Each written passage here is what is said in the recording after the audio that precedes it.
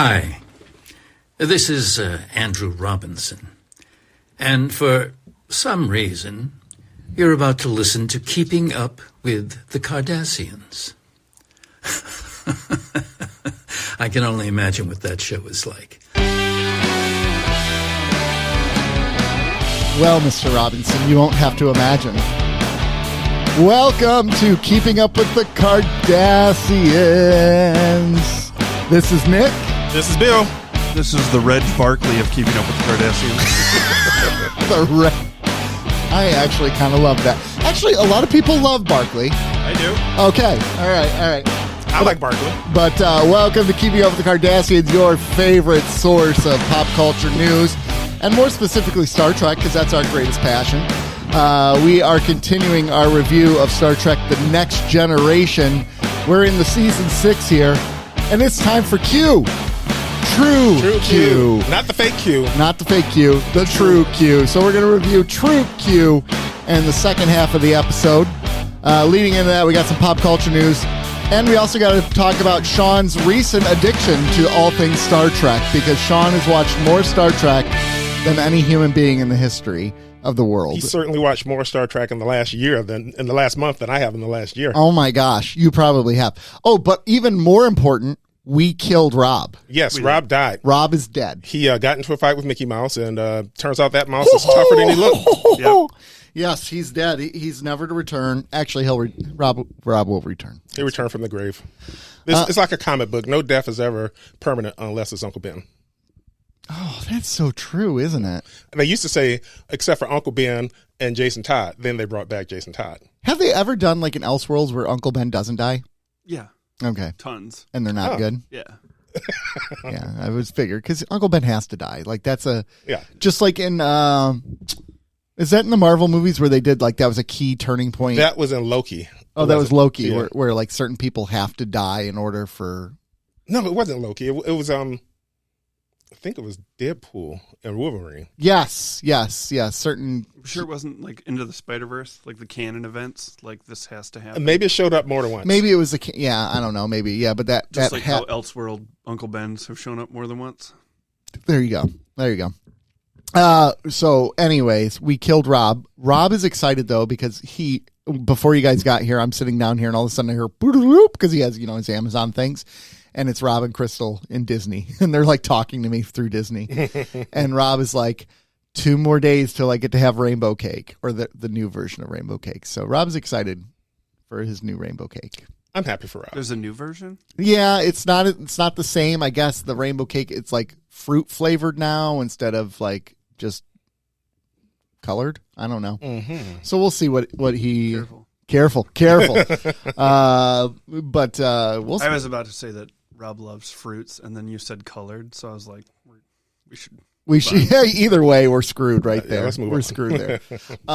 So yeah, he's excited about that, but he'll be back next week. But in the meantime, you get the 3 of us, the best. Yes, the A team. The A team. Rob, Speaking of A-Team, what?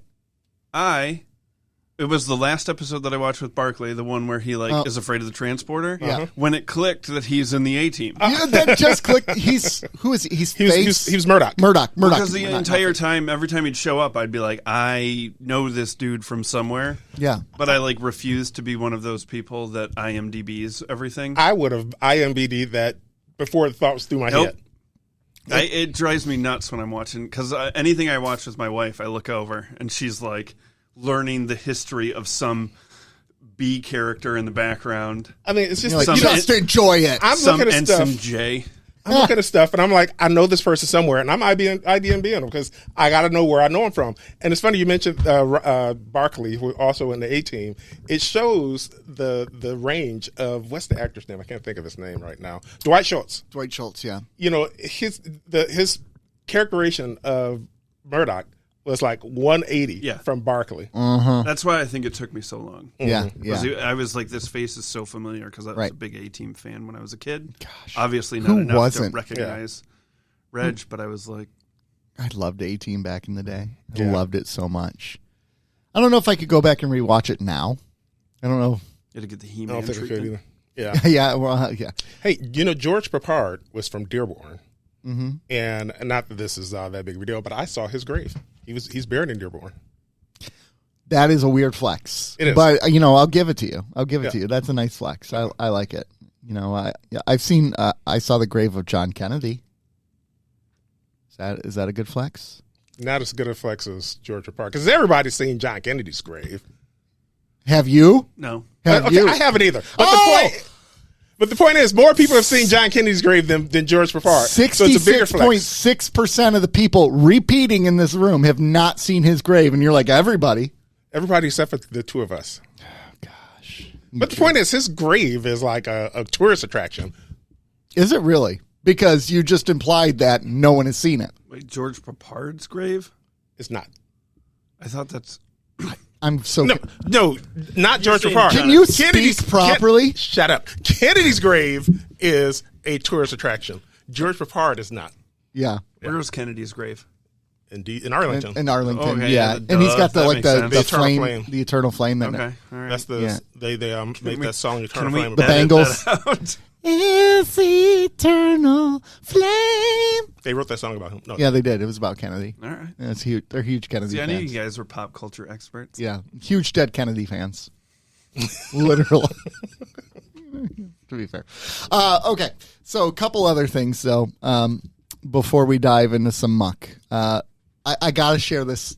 Sean, you're perfect this week because this just popped up on my feed today. And now I got to share it. So there's a viral video going around, and it's a scene. It was from this program called Sea Dance 2.0. And it was an AI video of Brad Pitt versus Tom Cruise in a fight. And it has literally gotten to the point they played this video to show how far AI has come. You literally cannot tell it is a fake video anymore. Are they the same height? Oh, that's a good. That's a good point. Oh, I'm playing a little clip of it right now. Hold on. Jeffrey Epstein, you animal! He was a good man! He knew too much about our Russia operations. He had to die, and now you die too. Yeah, but it looks literally like it's directly, and it's terrifying. Yeah. And it just brings up that argument, like taking our sense of morality out of it. We already know what Hollywood's morality is. How long until we get our first AI movie? It's not even, to be truthful, it's not movies that I'm worried about. It's not even like, I mean, take Hollywood out of it. Take the destruction of our economy and jobs out of it. I worry about like deep faking people into crimes. Oh yeah, yeah. What was the movie that did it? Mission Impossible did that, right? Or, I mean, kind of with the AI that they had in there, where they made tanks or buses tanks, and Yeah. It's just that, and I mean, I'm not even talking on like a global scale. I'm even talking like, Little we small don't like thing. this guy, so let's get rid of him. Let's, oh yeah, Frame him for something. yeah. What will governmental powers do in order to get rid of their enemies, right? Yeah, that is a very scary part of it. And how do you figure out how to fix that? Obviously, or but even like somebody going out there and making some like X-rated thing of someone's spouse to like yeah, that is fuck happening. up their relationship. Yeah. Like that's Yeah, awful. yeah. That's like, I mean, the whole Tom Cruise, Brad Pitt thing, that sucks. But there's just so much out there. I think that's the thing that scares me most is we already see how susceptible we are to media that misrepresents the truth or gives the truth just from a certain angle, right? And how gullible people are. Okay, not to throw our host, who's not here, under the bus. But he fell for it. The fact that he thought that the actors from Deep Space Nine filmed a Maury Povich episode. Yeah. Like, come on, Rob. Come on. I will And talk. And it took him this long to finally find it, being such a fan. I've heard about, And he's a smart guy. His I love AI him. thing. He's got a lot I've of never seen he's it. got a lot of brain injuries. He's wrong about Batman. He's wrong about Well, Tool. come on. He's wrong about okay, you got Tool. Yeah, I give you Tool. Somebody now got that to he's show not me here this. and he can't rough me up after the show. I He was can't. like, I'm gonna You guys got to talk show so me much this crap. video at the end because I haven't seen it. I don't even know where he took it down, so I don't know. I I don't know if I would be able to Balls find. were immediately busted. when Oh, posted he that got on- ripped on Instagram. People came hard at him. That's what she said. And to be fair, we shouldn't be supporting some of this stuff. But It is weird though, because I see a lot of like, it is such a slippery slope because there are people that I see that are like vehemently against it, and then they'll be like, "Oh, but I can make this quick picture of me and all the things that I like to post a profile picture on Facebook," and I'm just like, "What? Why?" right. Because you look cool. I did an AI Facebook picture on just for That's why we're not friends on Facebook, Bill. just for the 4th of July, and it was a one day thing. I set it for 24 hours, and I tell you that AI had me looking amazing. I looked like a stud. You look like a stud regardless. You don't need AI. I just realized how thank you. bad I am at filming this camera, by the way, because I just looked at this. Sean, you're not in. You're not in the fine. pic. You just Nobody got, wants to see me. swing this way, Sean. Come this way. Come this. Oh, there he is. I don't know how Rob does it because Rob doesn't have an issue with this. Why do I have an issue with He this? leans in. Is it recording? Because there's no red button on your phone. It's recording because I Okay. see it on here. I Okay. think it is. purposely leaning backwards. I think it is. Here we go. Let's find out. It's totally not recording. That's fine. We won't have a video recording this week. Screw it. Rob is in charge of that. It was recording, and then I accidentally turned it off. Sorry. But it's at least recording audio. Audio's on here. so Okay, we're good. I'm glad that I am here for this episode because I only watch on YouTube. I Well, like to see all your faces. I used to only listen on Spotify. Okay. And then once I got on there, it's like, I'm going to start watching. But now this week, I guess I'll listen on Spotify again. well, and it used to be where, like, Rob was working on the YouTube, and I'm like, Rob, every YouTube view you get takes away from the money we're making because we used to use an app where we got paid per views, right? And I'm like, Rob, you got to stop doing this. We're losing our money. Then we switched to one where we don't get paid for it. So I'm like, I don't care. Let's embrace both platforms. So I let Rob do what Rob does, Okay. which is always a dangerous move. Truly, We still got to work on the studio. we still got to work on the We studio. got to get a more relaxed atmosphere. That's the vibe. That's the thing. We got to go to Salvation Army or Goodwill one day. I need All a we gotta- lazy boy. We should have taken this opportunity while Rob is away And can we to just, redecorate his basement. the next time we get new mics, can we get live mics? We can get lav mics. Yeah. Why would you want a lav mic though? Because then I won't have to sit like this. Yeah, so You would Yeah, get back. you would Look at get the him. kind where it's we got the boom bars. Ooh, yeah, use a boom mic. We do have those. We have those bars where you can adjust it. and however- then every once in a while, we'll accidentally get the boom in the shot. Oh, we could do that too. No, yeah, we could do that. High tech for 15 listeners. High tech, only the best of the best. Our 15 listeners deserve nothing less. That's true.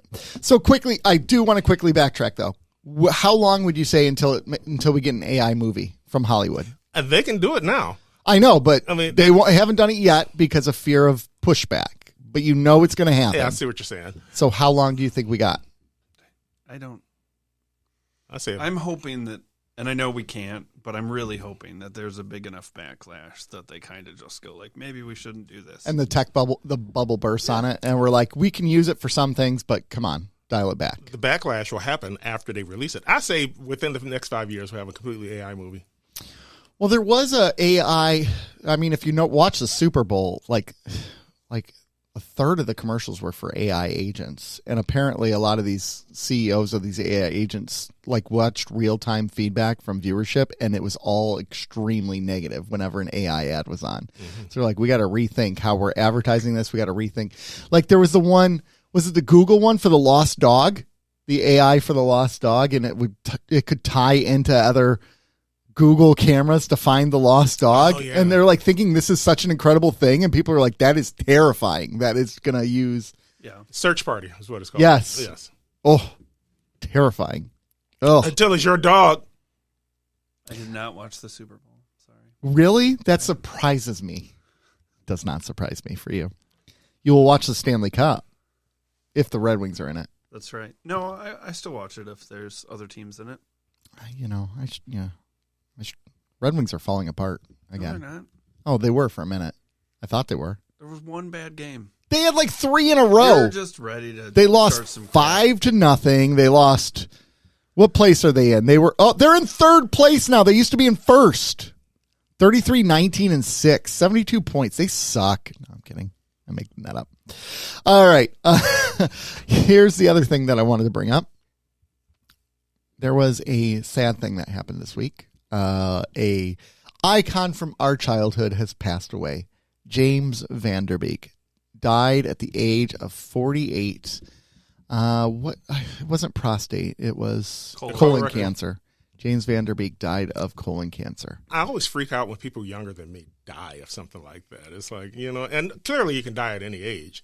But and I'm in my 50s now, so it shouldn't freak me out. But it's like, oh my God, he was younger than me and he died of cancer. Yeah. I was immediately like, schedule colonoscopy. Were you? Like, yeah. Actually, I've already got a notice I need to schedule one for this spring. Do it.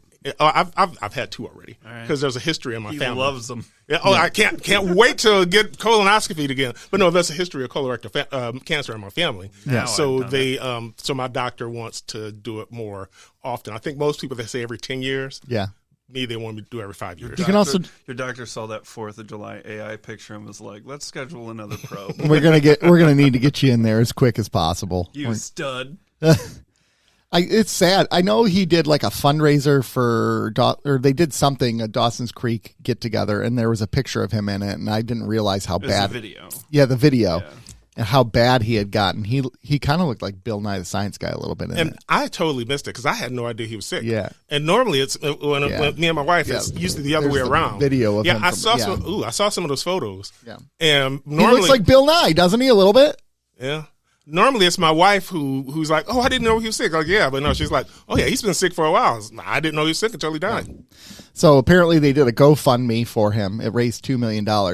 There was all sorts of controversy behind that too, because people are like, why are we doing a GoFundMe for a man who owns 36 acres of land, like, and lives on his own farm and all that stuff? And I'm like, whatever. That's a whole other. So since you brought up the backlash to this, everything that's kind of coming out about this and people's reactions to it is really heartbreaking. Yeah. Like, it does not matter. Like, because I know when the GoFundMe initially popped up, there was a lot of like, oh, geez, he was a big time actor. No, he wasn't. He was on a WB show 20 years ago. Yeah, and then he did. Not even 20 years ago. And then he Well, did maybe Don't it was. Trust the Bee and Apartment, but that was. He did an episode of So? SVU And those weren't big paychecks. And like a couple guest appearances on How I Met Your Mother, a few movies. The one where he played Patrick Bateman's younger brother. Yeah. Oh my gosh, he was hilarious in How I Met Your Mother, though. I loved his character.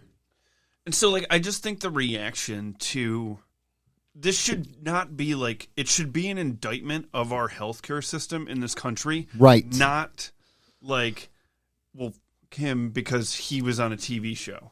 It should be, and the other thing is, I like saw like Alfonso Riviera like posted a photo of him like hugging him. Yeah. And like people were like, oh, this should be private. No, it shouldn't.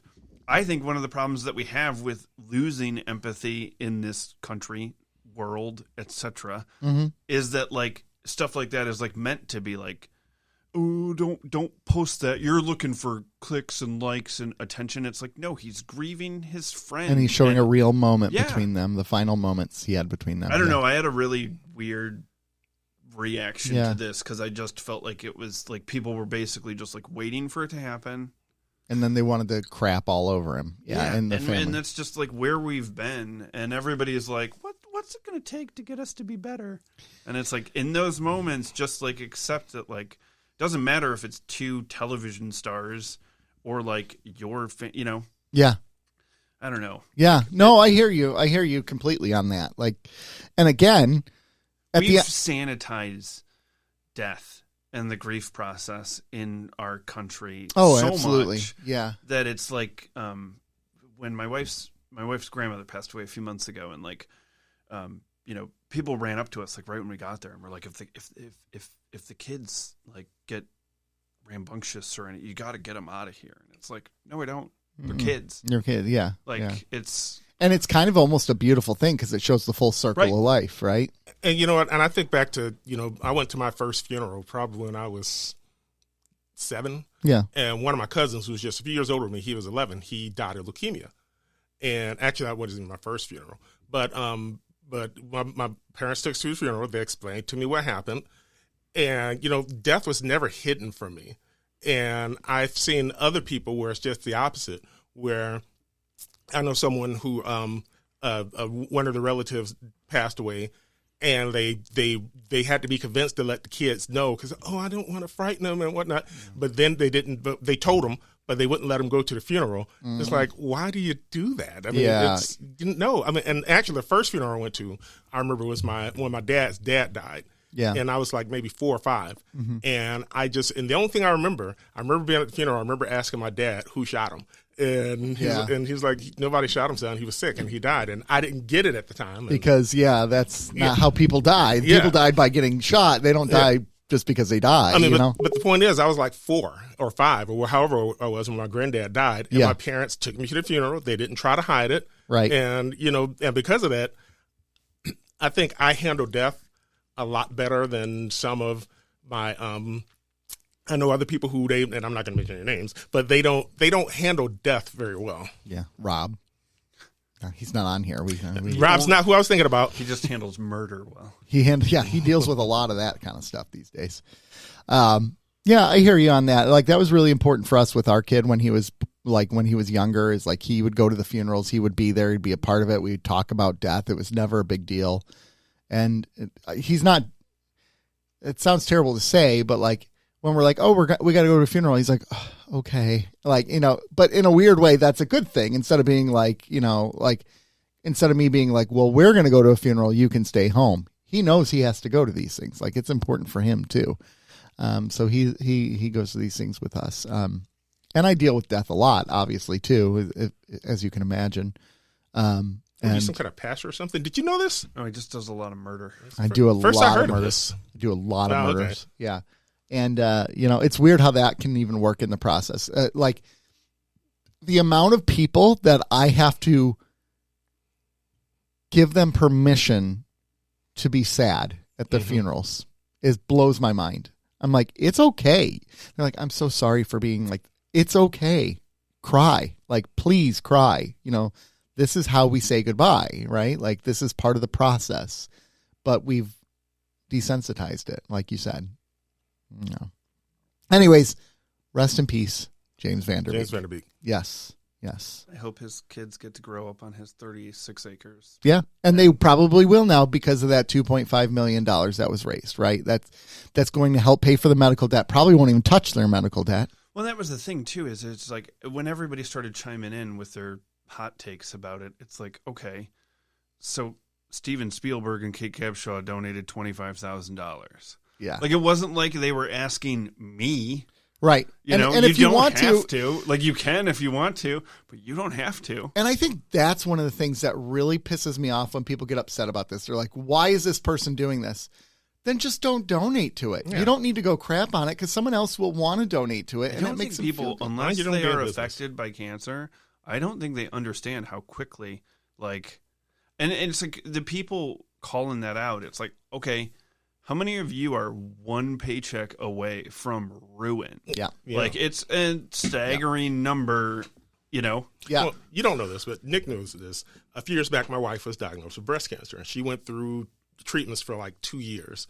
And my wife works for the state, so we have amazing insurance. But my wife is also like an insurance expert. She's been working in insurance for the last 20-some years. She's actually an insurance regulator with health insurance for the state. Okay. So she knows how to read the EOBs and all this other stuff.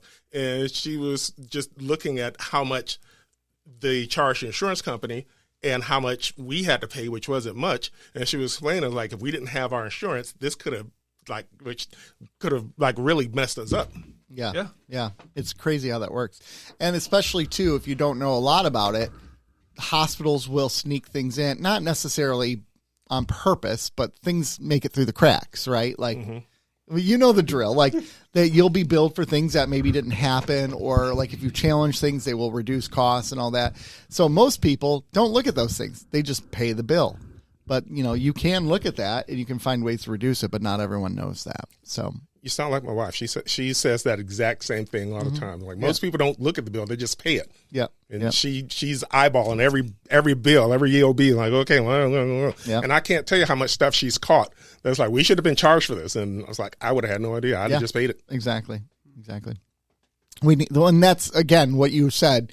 Instead of being mad at him or mad at this is an indictment on our healthcare system. That it has to be that way, where someone gets a life-threatening illness, and instead of us as a country saying, how are we going to care for this person, be like, you owe us X amount of dollars to get the care to survive, and you're not even guaranteed to survive in the first place. Like, it almost would be. If anything, it should make us angry that somebody with his resources, and I'm sure he wasn't like as rich as most people think. Right. But Especially at the end. He was right? better off than any of us, and still, Maybe? it's still We don't know. I don't have 36 acres, and I'm not knocking him for that. But where's this 36 acres? In Mississippi? But No, I'm sorry, Mississippi viewers. What I'm saying is that I forgot what I was saying. Thank you, Nick. I do that. He does You do that. I do that. Sorry. What was I saying? About the explanation of benefits. No, that's not it. It's so gone. Damn it, Nick. I'm sorry I ruined it. I'm sorry I We ruined need a it. button that says, damn it, Nick. I mean, we have other buttons on here. I'm not going to use them yet, but we have other buttons. Yeah. We have this one. Damn it, Bill. That one makes me happy. That one That makes makes me me happy too. happy. Okay, we're at 24 minutes, and we got a lot to talk about because Sean has had an addiction recently. That's right. He has watched a lot of Star Trek. A lot. Do we know exactly when Data's Day was and what I can episode find out. number it was? It was at season 5. No, it was season 4. Data's, I was way behind. oh my gosh. Data's Day was episode 12 of season 4. Wow. So you were 2, 4, 6, 8, 10, 12, 14. I remember what I was going to say. Shut your mouth. So what I was going to say, it's a shame that, that somebody with his resources still wound up nearly broke because he got sick. Yes. That's what I was going to say. He was selling off like Dawson's Creek memorabilia. Oh, yeah. At the end. Yeah, he was. And people were giving him grief for that. Right, exactly. You can't win. I'd be out there. He should be signing Varsity Blues. There should be a stack somewhere of Varsity Blues jerseys that his wife can sell. And plus, it's a shame because some of those things should be for his kids. And now they're not because Yeah. he had to sell them for cancer treatment that didn't work. Right. Right. Um, And anyway, let's go back to He Star was Trek. about 50 episodes behind. Yes. 50 episodes behind. So Data's Day. You started Data's Day in season 4. Yeah, we should go through every single episode. Oh my And gosh. I'll give my rating That from would- memory. That would be a long haul. No, it was fun because as we were doing all this and Sean was doing the rewatch, he was like live texting our group as he would watch these episodes. And some of them like, I don't even remember that episode. I had to like go back and look them up. I'm like, oh yes. I remember all of the episodes because I've probably seen all of these episodes way more than just from our conversation, way more than you and Rob has because they're like a nice warm blanket for me. If I'm flipping through the channels and Next Generation's on, I'm stopping to watch it. Yeah. Plus, every couple of years I get in my head, you know what? I'm gonna rewatch Do a Next Gen. rewatch of this. Yeah. Wow. So you started at Data's Day. Yep. And you've been watching nonstop Trek. I don't recognize my family anymore. I was going to say, do you dream of Deanna Troi now and Beverly Crusher? You bet. And Ro Laren, and I still can't believe I spoiled Spock for you. That's okay. Yeah, no, it's not okay. That was a big spoiler. I ruined it for you. Well, at least he doesn't know he's coming back for the finale. Right, exactly. Yeah, it's he doesn't realize it's a repeat of Wrath of Khan where he goes in there and he saves the ship. The dilithium core is going to blow, and It was fun. I liked the, texting you guys as I was going along. yeah, I was then also mad at myself for stalling where I did. yeah. So that I had to marathon them because everything was so good that I was like, I would like to sit with this a little bit longer. And then Rob would be like, shut up and watch. Yeah. But I mean, there is some truth to that. Like you did power through it. And some of it can bleed together after a while. And that's kind of tough, right? Yeah. So, what's your favorite episode so far? Of the entire thing so far? Yeah. I'm really bad with the names though because He's I've been really- powering through everything. I really Code of liked- Honor is his favorite episode. He knows that name. Yeah, Code of Honor. Um, Most racist episode of Star Trek ever. I wish I had the list in front of me. There's like all the seasons. Okay, You can cool. look at the tabs and click through them. Let's see. Okay, so 4th season. Can I do this off of memory? Yeah, well, that's the real question. I like the Drumhead a lot. Drumhead. That was that that was was an the woman amazing who episode, went in yes. there to investigate, and now her goal was to bring everyone down, right? Yeah, that was a really good episode. Highly respected admiral. You guys were mad at me because I didn't enjoy Unification 1 and 2. I don't think I was mad at you. What did I give Unification 1 and 2? Like 7s and 8s? Nick, you gave it a 7. You gave them both 7.5. Okay, see, that's not. I don't understand the rating system. I don't either. But I'm trying to get with it. You'll learn it. 7.5 is. I really liked Iborg.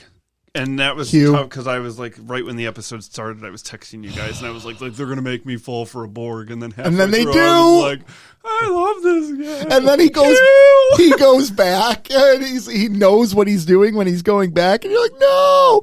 But the conversation If around he doesn't come back, that is an incredibly wasted opportunity. I will say that.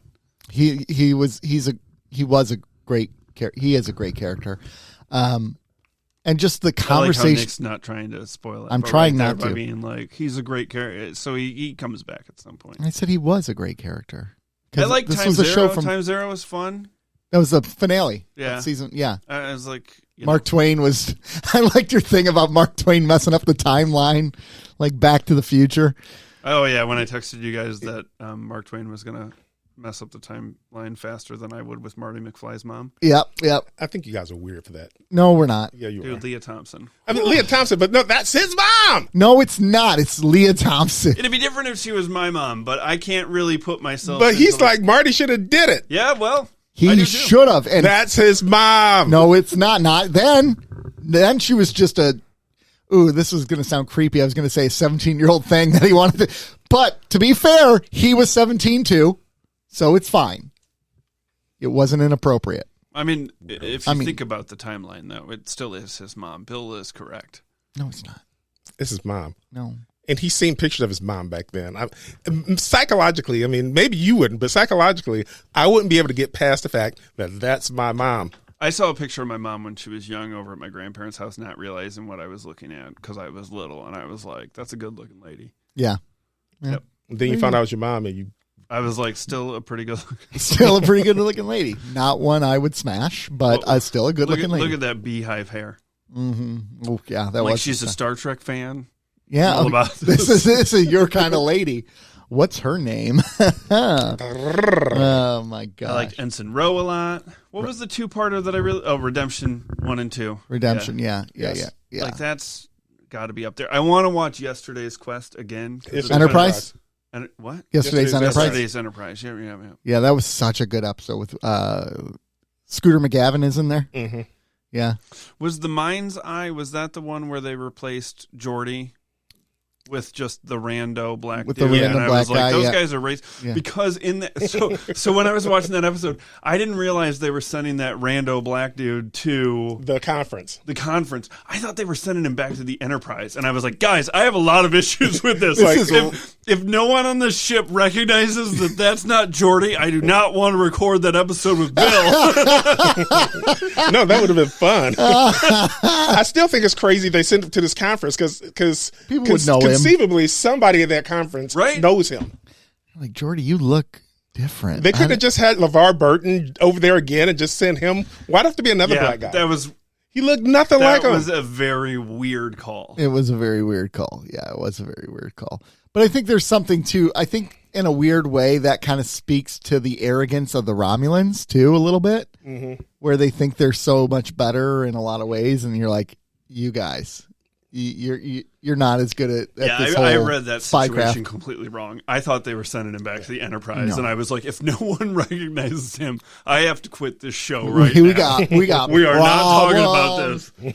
Oh How my, have I not heard about this? oh my gosh! no. Everyone's canceled. Yeah. Oh my gosh, that's a trip, man. That's a trip. No, so Redemption is up there. Ensign Rowe, you really like Roe Lauren? Yep. Yeah. She's a good character, like a really good character. I have a tough time like hating on episodes. So do I. There are There's a nothing handful. wrong with that. There are a handful I do hate. I don't really hate them, but I dislike them. I don't even hate Code of Honor. I just don't care for it. And the episode. I hate that. And Man of the People. I don't know if I hated it. It's not a good episode. It's a bad episode. Yeah, what did you think of Man of the People? I got a couple of good reasons to enjoy it. Yeah, man, she was a horn dog in that episode. Had two wasn't really she? good points, right? Yep. Yeah, two really good. Yeah, I love the guy. He's like, "Touch my rock," and Dude, it's it's- supposed to be taken very seriously in that moment, and she Can does. you imagine that engineering kit? The luck of that dude taking that elevator ride. At And the that way time. she looked at him, and ooh, And then when it cuts to Riker walking in the room and that dude stands to attention at the bed again. yeah,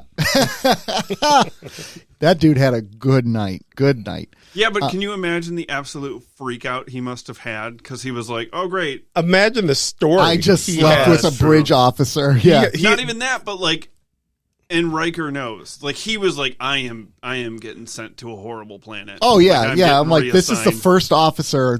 Everyone knows they had something at some point in time. Everyone knows he still wants her. I still Out of say the imagine the stories though. I plowed the ship's counselor, and her boyfriend knew about it, and there's nothing he could do. He couldn't stop me.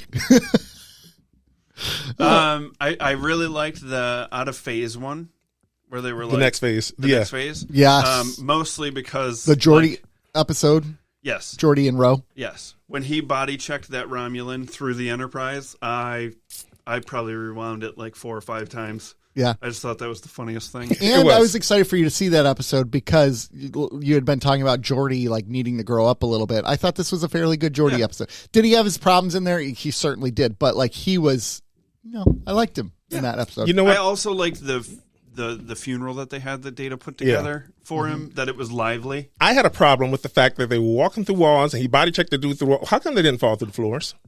I thought that too when I watched that episode. He should have fell through the floors. Iborg, though, you said that was one you really liked. Yep. What would you give Iborg?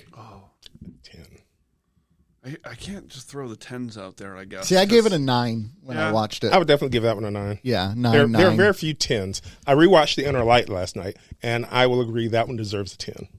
Okay. Are you? Everybody loved the my thing was, again, I think part of the issue now that I have some breathing room, Yeah, I can kind of go back and watch a couple of the episodes in a new light. because I feel like the Inner Light was one of those things where I was like, oh, another one of these Picard, like it felt to me like an original series episode where you were like, oh, the budget's getting tight. We got to do an Earth episode where they're, so for Inner Light, I was kind of like maybe a little bit rolling my eyes during it until it started to pick up and I started to figure out like what was going on. Yeah. And then I believe I texted you guys like the twist in this better Yeah. save it. And yeah, And it did. the twist is like an And so incredible then I twist. would like to watch it knowing the twist. Like I wonder how much more I get out of that with a rewatch. Yeah, yeah.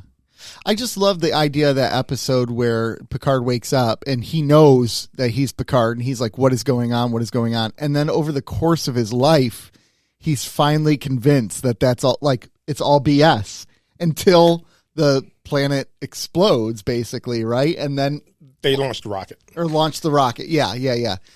But because the sun was expanding, right? And it killed the planet. Went Nova. Yeah. Well, So the planet would explode. Another thing that I had with that is like, and I think this is just me getting older, is like I genuinely wish that we had time to spend in his grief process of, I mean, he lost his family. So do I. Yes. And I don't feel like that type of stuff is like really, I mean, that had to do some damage. Like he had a family. Well, I think to me, that's why I like the final scene of him playing the flute so much because he plays the flute at the funerals. He plays and to me, him picking up that flute, playing it wasn't like I'm happy. This is, I am grieving. yeah. And that's how the episode ends. And that is actually why I enjoyed it because I thought it was showing it. Do we ever experience it again? Absolutely not. That's a problem with Star Trek in general. And they actually talked about that in IMDb. the fact that the producers, when they said, when we wrote this episode, we weren't expecting to have this thing where it changes Picard permanently, and next week he went back to being Picard, and they were saying that that wasn't a plan, but a lot of people were like, why didn't you could have revisit taken this advantage of this Yeah. and done some really great things. And Yeah, I mean, and they reference it in one or two other episodes, but it doesn't have the impact that you think it should have. yeah, right, exactly. Same thing when I'm not gonna say the O'Brien episode that was similar. Hard Times. in Deep Space Nine. Yeah, hard time. Yeah, Yeah. exactly. It's a very impactful episode for his character. By the end of it, you're like, how is this guy going to survive and get through all this? And then the next episode, he's fine. I mean, you can see it with O'Brien though, because they were always doing awful. O'Brien things to gets O'Brien. tortured. That you're going to find that out. He gets. I mean, even in Next Generation, O'Brien gets tortured. Yeah. Really. But they have these episodes at least once a season. They did an episode where they say O'Brien must suffer, and O'Brien suffered. I know I'm like, I think I'm, what are we, 4 episodes away from me starting Deep Space Nine? So Are you? You're close. Oh yeah, because right around Chain of Command is when you start it. Yeah. So this is where I'm like, because I know we discussed this as a show meeting Yeah. off air. Yeah. But we got to do them on air. Well, we do them on air. So yeah. it's 1 episode a week until Chain of Command. Right. Then it's an all hands on deck Chain All of Command 4 of two-parter. us for Chain Yes. of Command 1 and 2. And then it's back to 2 episodes. But keep in mind that I will then technically be watching 4 episodes a week. And when are you going to start? Because you're that? going to watch 2 DS9 a week too.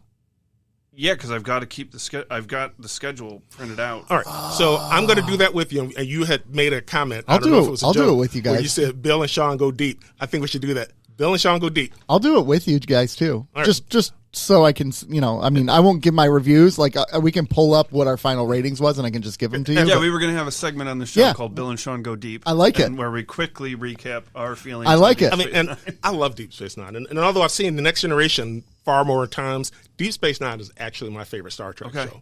I just haven't watched it as many times. Oh, see, I'm excited about that for you guys, and I'll rewatch.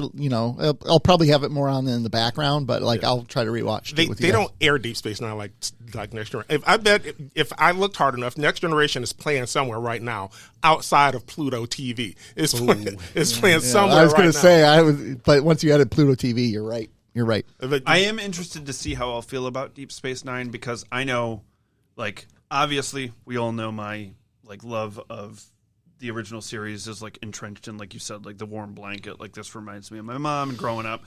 Next Gen, I have fond memories of it being on in the background of my best friend's house growing up. His mom's a huge Star Trek fan. She's on a cruise ship right now, and the other day she was like, Chris told me that you're on some podcast, and I was like, I'm not.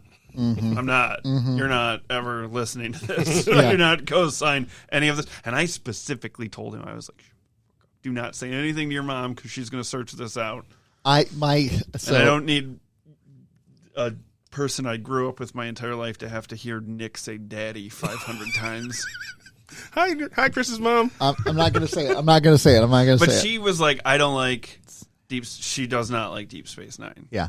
But I asked her the other day, I was like, all right, well, you got to give me your feelings on Voyager. Because I was like, You're getting there too. I'm eyeballing a complete series box set of that. And my neighbor, who I thought his favorite was Next Gen, but he was like, no, my favorite's Voyager.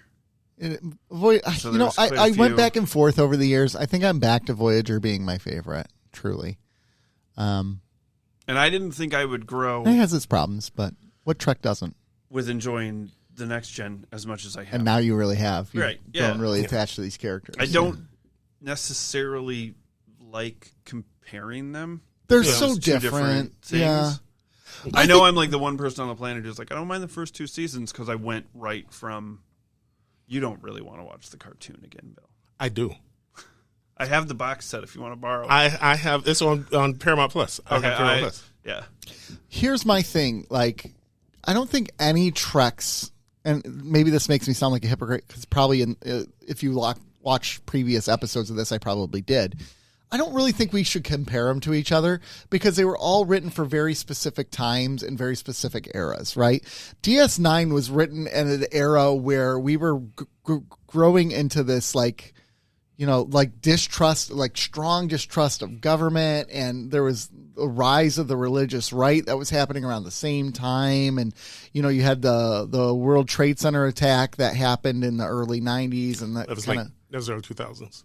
no, Oh, the other one. Yeah. Everyone remembers September 11th, 2001. Bill, I Okay, did but not you're talking forget about- that you're talking date. about the other one. I'm talking about the other Now you one. see how it feels. Yeah. Spoilers. Yeah. And so that kind of bleeds into that. And Voyager had its own thing where it was kind of a response to that negativity, and it tried to lean way too much into the positivity. And so I don't know. When did Deep Space? What years did Deep Space Nine run, and what years did Voyager run?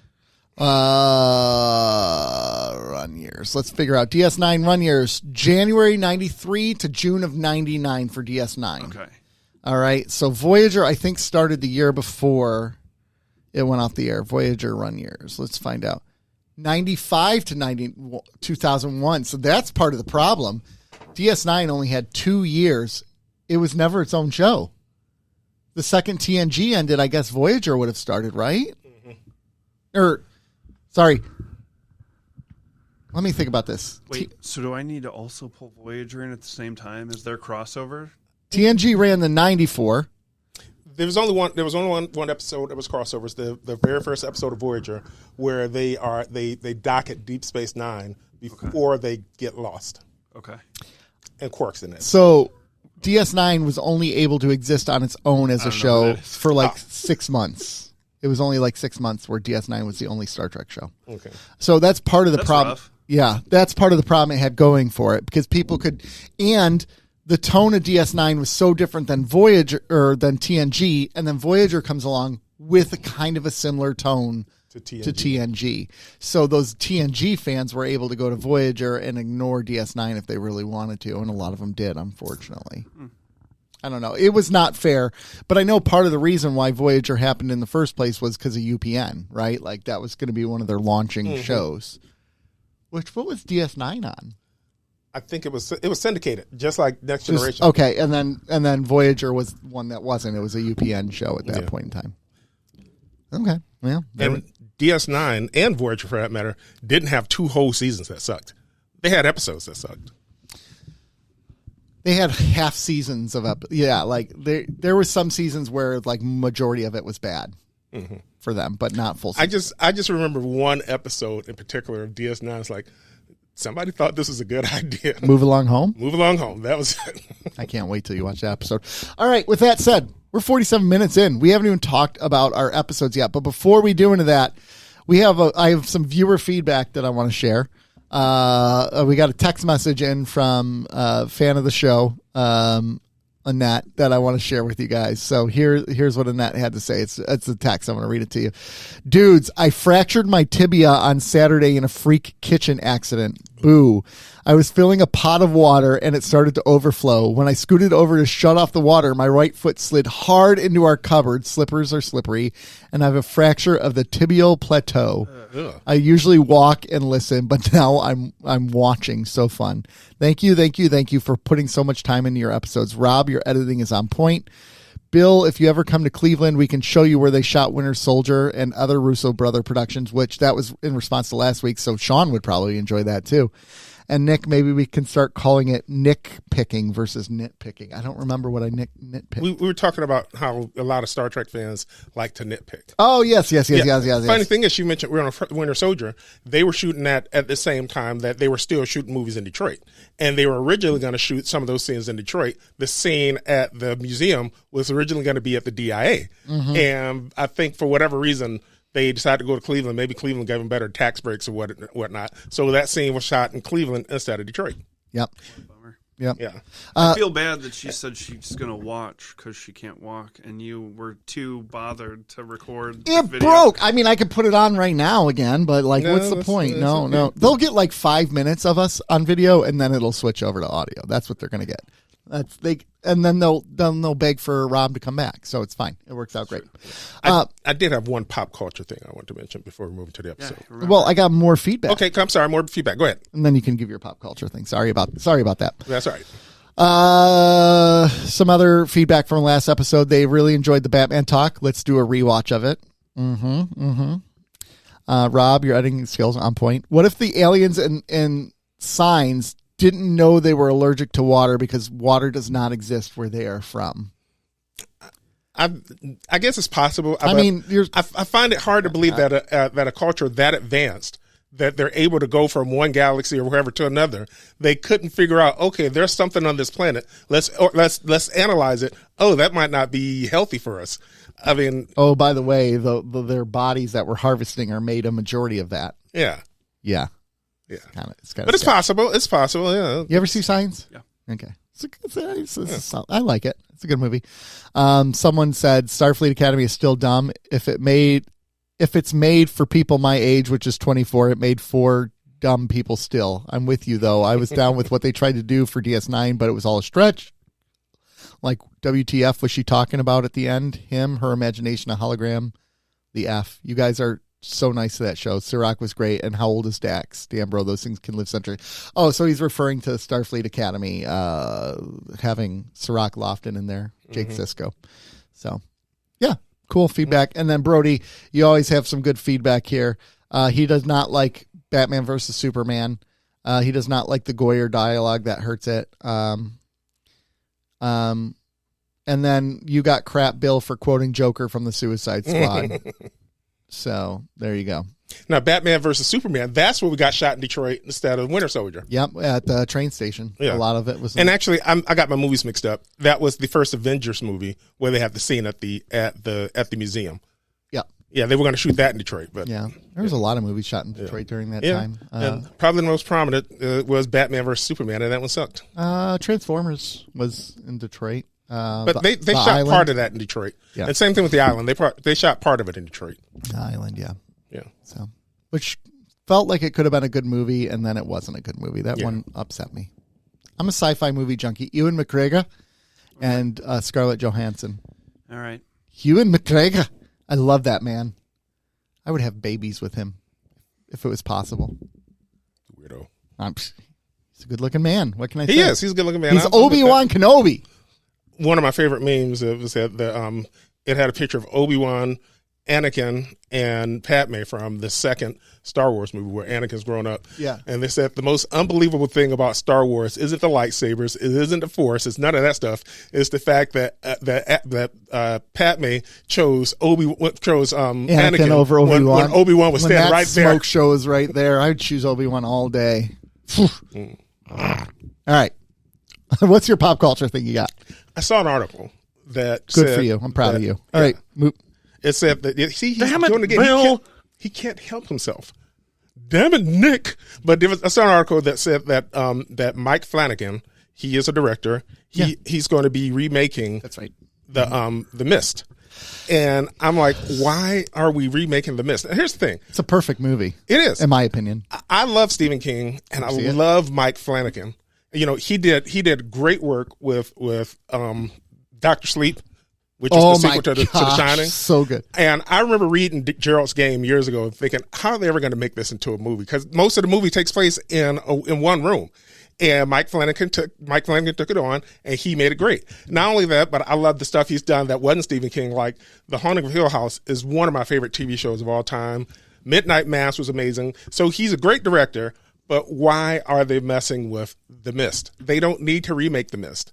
The Mist was perfect the way it was. Why are they remaking it? So, Sean, as a dad, I'd be curious to have you watch that and give us your reactions after it, because that movie wrecked me. Oh, The Mist, yeah.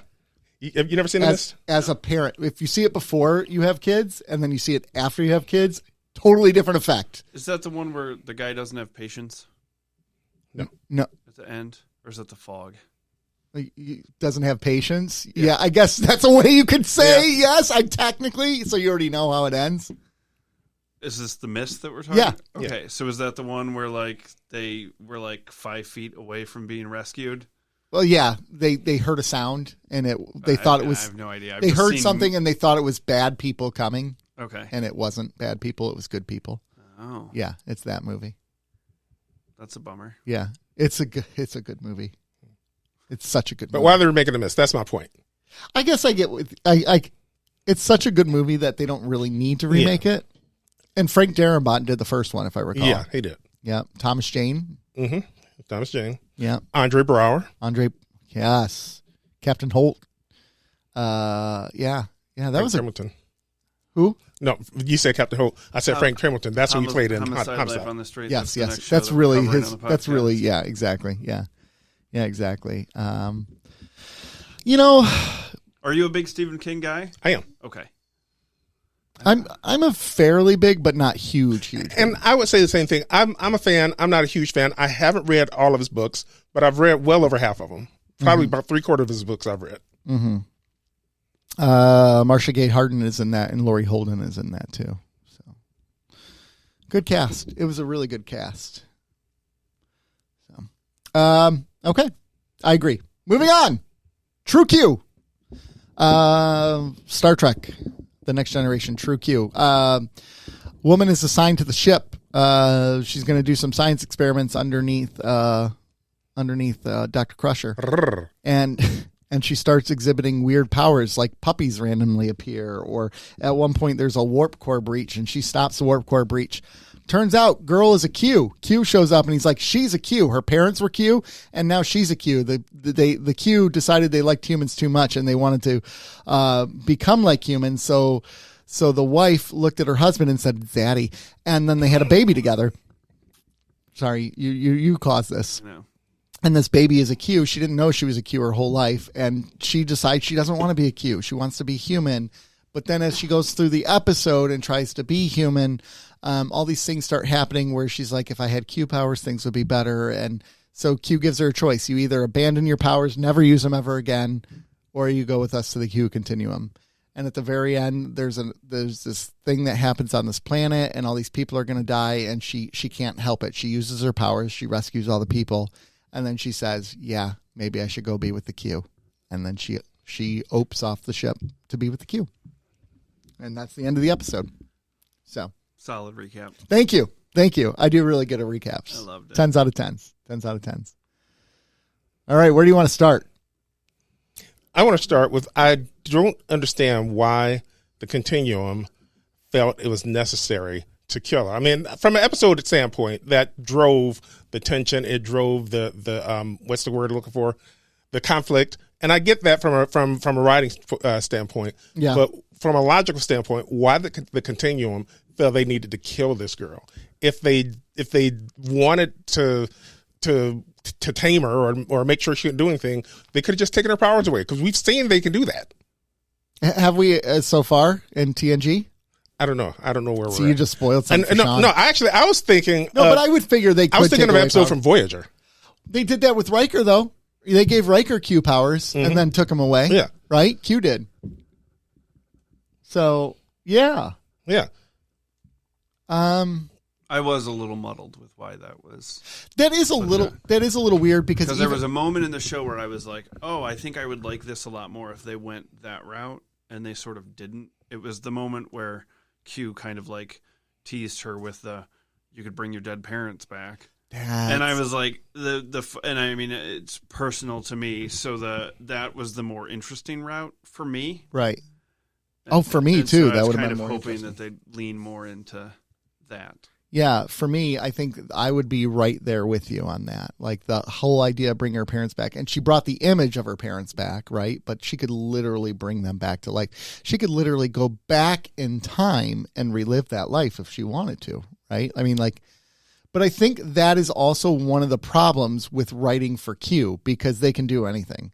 So how do you carry a plot point along? I think that's part of the reason why I'm not the biggest Q fan. I hear you, because they can just snap their fingers and anything that happens they can erase. I also redo. thought it was odd, that scene when Q was walking through the hall. Why was he walking? Where was he going? Why is he walking through the hallway? Because he could just zap wherever he wanted to do. And like he's had someplace to go. He's there. And I was like, that's weird. But I think that was the point where they told him to try doing it her way, more as a human, right? Because then he went and knocked on her door instead of walking through it. I took it that she forced him to knock on the door. Oh, I took that moment where he's like, I could just walk in, Okay. but Picard just chewed me out, and maybe Picard's right. Okay, I thought she was stopping him. No, I didn't think she was there, personally. I think, to me, one of my problems with episodes like this is, like, the argument that Q made was, We can't have a Q with unlimited power just out there doing whatever they want. I get that, right? I get that too. Here's my problem. You are the Q continuum, so you can literally fix or undo anything that's been done. So any damage she does, you could swoop right in and fix said damage. Or they could just take her powers away. Or just take her powers away. So that, like you said, if we take that part of the argument around, like, is she going to live or is she going to die? Okay.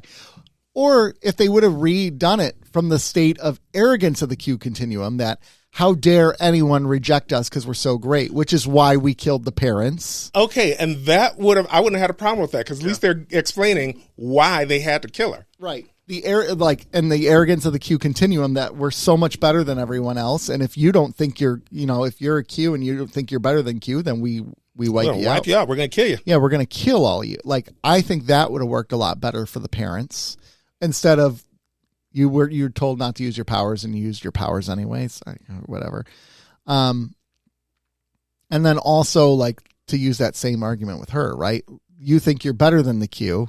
You are a Q, so therefore you die, right? We're not going to let you have powers because as a Q, you think you're better. You should be better than everyone else. And if you aren't going to be better than everyone else, you can't be part of our culture. Like, I would have liked that more. Yeah, I mean, it was a decent episode. It was. I'm not the biggest Q, so when this rolled up and I was like, oh, I'm coming back for this episode. Oh, no. Mm-hmm. You know, as much as I love Star Trek, I can't help but nitpick it. That's my problem. Mm-hmm. Mm-hmm. Because I'm trying to think, like, the first time Q appeared, he was, like, warning Picard about the Borg, right? No, that wasn't the first time. No? The very first episode he appeared. Remember? The Trial of Humanity. Yeah, Encounter at Farpoint. Yeah, okay. So what's the episode where he warns Picard about That the was Borg? later. Wasn't that later in the first season? Or was that I second think that was season? second season. Second season. That was probably one of the last episodes of the second season. Don't remember the name of the episode. I have to go back and watch those Okay. again, too. Because I was not well when I watched the first appearance of the Borg. Okay. And so I feel like that deserves another rewatch. Q Who. That was the episode? Yep. Q Who, which was second season, episode 17. I don't think I dug the first episode that he appeared. Like, at least Trial of Humanity. his bits of it. I liked that he warned them about the Borg. Yeah. Like, there are things far more threatening out there than you realize, and Yeah. showed him the Borg. Yeah. So it's weird. I have this, like, I start to like him, and then he gets goofy, and I'm like, eh. Yeah. Yeah. And then it sort of comes back. So this episode I liked. I was surprised with how much I enjoyed the episode. You know? Yeah. I enjoyed it from the angle that this feels like one of the very first episodes where Q begins to respect Picard and listen to Picard more, right? Like, even the one time, like, there's the one time where Picard goes off on the big speech to him, and then afterwards he's like, oh, this is why I enjoy you, because your big, lovely speeches. But I really think he actually heard him in that speech that he made to him, because he did change his approach with him. And, Yeah. you know, most of the time, like, I love that he is the human expert, and he's just completely inept and not good with humans. Like, I think that's the angle I always look at this from, is like, he's meant to be comic relief, but in a weird way, like, I view Q as a tragic character because he thinks he has everything, and really he's kind of miserable. Like, he doesn't. He, like, when you have, and that was the argument that they were making with her characters, like, you can have everything you want, but is it really worth it? Because it's not earned, it's not worthy. You know, like when she takes Riker to the area and her fantasy is him dressing up in a top hat. Yeah. I mean, come on, bro. Can you guys explain to me again? I forget. Why does Riker do the maneuver? I think it's Was it back it's issue? a back issue he has. Yeah. Okay. Yeah, it was. It started off as his back was hurting one day, so he did it, and then all of a sudden he's like, no, this is so funky that I'm going to do this all the time now. And it just became a thing. That's fair. It's kind of funny. The Riker maneuver. A Riker. It's pretty great. Anyways, this is all to say. I don't struggle as much with Q because I don't look at him as the adorable character. I look at him as the sad character Okay. who's longing for something that he can't have. Well, then I will carry that with me. Yeah. Moving forward. Well, there you go. And they do bring him, like, he has quite a few more episodes. Crap. No, wait, not quite a few. I lied. he has one more this season, and I think after that, the next time we see him is when we see him. Oh, I yeah. was about to Yep. spoil something. I for know. Sean. I know what don't you're wanna do talking that. about. Yeah, yeah, I'll yeah. forget because now we're slowly watching them. Oh, yeah, because we're gonna watch the one that you really liked again. Tapestry. Yeah, Tapestry. You're allowed. Okay, I will say this: while I was like marathoning them and we weren't discussing them on the show, I was kind of like, keep the spoilers to a minimum, fellas. But now, I think it would be a disservice to the audience for you to not express your opinion on something that might tie into this episode because I am a new fan. It's not. No, really, it's this fine. wasn't really an opinion. It It's doesn't just really we're trying to figure out how many more times we see Q. You see him one more time this season, one more time next season. Oh, That's we it. see him next season. Seven. That's Seven. right. Season Yeah, that's 7. right. That's right. We do one more time next season. One more time next season. That's it. 2 more Q appearances. I will say. I have a question that has nothing to do with this episode. It has to do with Iborg. Oh, okay. Quickly, let's do it. Backtrack. Okay. Iborg. So 7 of 9 is from Voyager? Yes. Is she a Borg? Yes. Okay.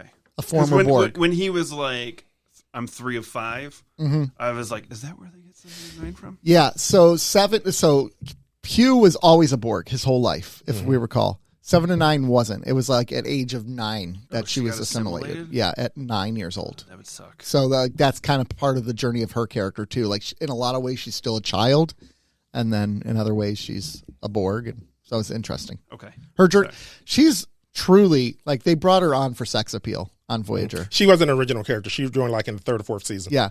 And by the end of it, she's probably one of the better Star Trek characters ever made. Yeah. I think. Like her, that's the thing about Voyager. Her and the Doctor are truly amazing characters that are the quintessential Star Trek characters, right?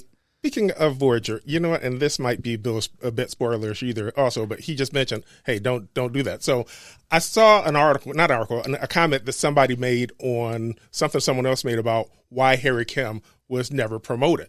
Harry Kim spends the entire Run of 7 Voyager seasons as of an Voyager ensign, as an ensign. He never gets promoted. where other people do. Yeah. Everyone else around him gets promoted but him. And Tom Paris actually, never mind. But there was a somebody who was in the military put a comment. It said, people think that and I was never in the military, but he said people think promotions in the military are like in the civilian world. It isn't. There has to be some place for Harry to go. Yeah, there's nowhere for him to go. In order for him to get promoted. And most of the time when somebody gets promoted in the military, according to this guy, it's because somebody moved to another job or they resigned or whatever. Somebody left and then a spot opened up for you. Yeah. The reason Harry never got promoted, there was no spot for him. Yeah, there's 150 people on the ship. You can't have everyone be a captain by the end of it, right? Yeah. Like, what are you going to do? So, yeah. So, and when I read this, okay, that makes sense. Yeah, that makes sense. Because apparently Harry gets to be an admiral because his name is on that wall in Starfleet Academy. Starfleet Academy, Says yeah. Admiral Harry Kim. It's like, okay, he got promoted. There you go. There you go. I mean, it's very possible that he got bumped up right away. He went from ensign to lieutenant commander or something. Right, exactly.